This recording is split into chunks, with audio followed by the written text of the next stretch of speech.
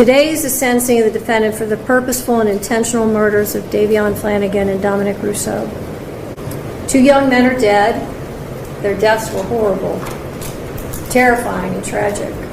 The defendant controlled all the events. She chose the day. Specifically, she chose a date just before her 18th birthday. She chose to drive the car, the time to drive the car. She chose an obscure, previously scouted route through an industrial parkway.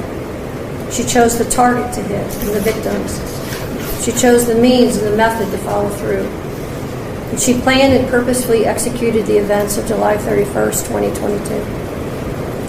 The review of the evidence supports the factual findings, the forensic testimony, the testimony of the first responders, the testimony of the emergency room doctors who treated the defendant, the testimony of the coroner's medical examiner, the testimony of those who knew the victims and the defendant, and the testimony of the BMV official who provided evidence that not only did the defendant deny any medical condition when applying for her license, which her mother co-signed and attested to, but also that just after the accident, Mackenzie renewed her driver's license and again denied any medical condition.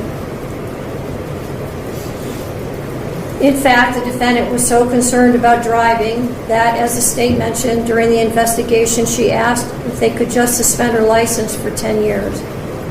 It is hard to fathom how a person could be concerned about their driving privileges, having just been responsible for the deaths of 2 people.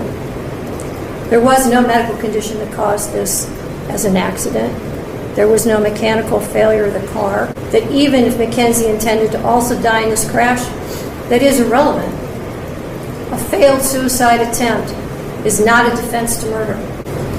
So she's sentenced on count 2, the murder of Davion Flanagan, 15 years to life. She's sentenced on count 1, the murder of Dominic Rousseau, 15 years to life, to be served concurrent to each other with credit for time served.